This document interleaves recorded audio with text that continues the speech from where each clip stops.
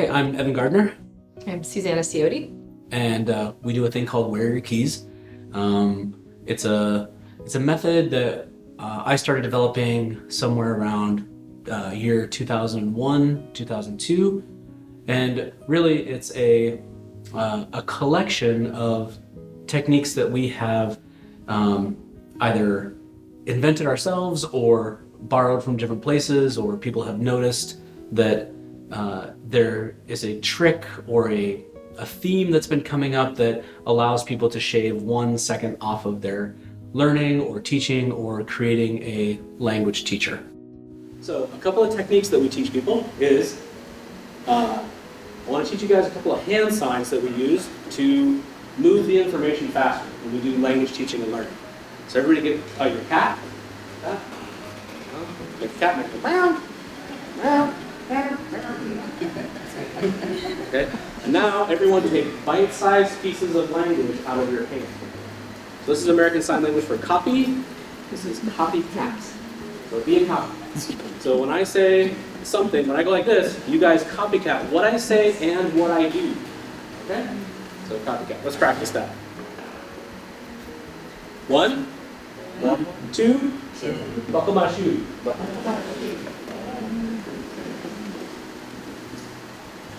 Does anyone want to do that again?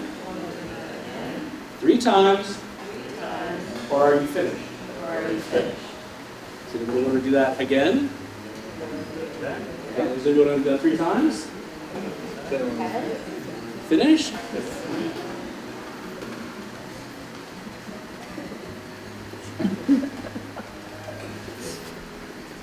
One, 2, buckle my shoes. 1, 2, buckle my shoe. 1, 2, buckle my shoe.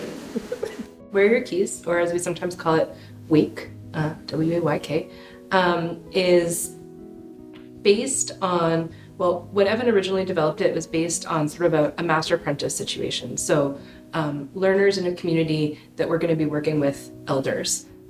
It's not really designed for a classroom. It's not designed for like an early childhood situation, but mostly for young people, kind of middle school aged and up, to be sitting with more fluent speakers, not even fully fluent speakers, but people who are more proficient than themselves.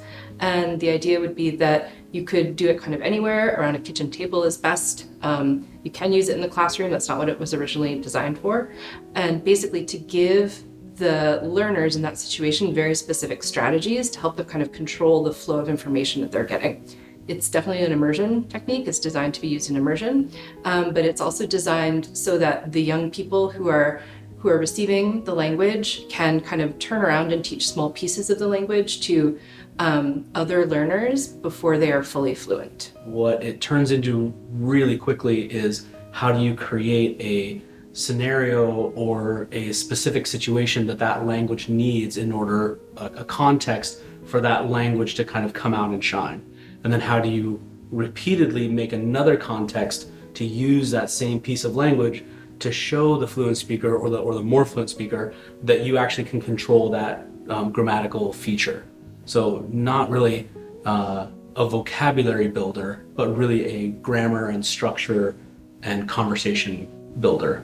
One of the goals of Where Your Keys is to work with fluent speakers and to maybe capture stuff that's not in the dictionary. So like in the dictionary, you can look up how to say a lot of objects, a lot of verbs, a lot of nouns, but then the glue that helps you put the sentence together. And so a lot of times our advice to learners is go for glue. Like, how can you put a sentence together?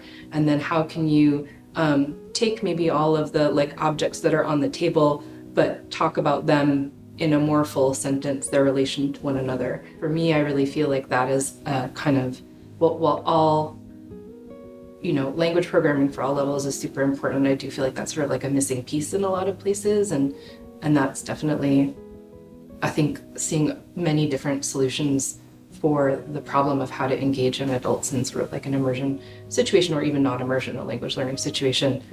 That's a thing that I'm very excited to see more of.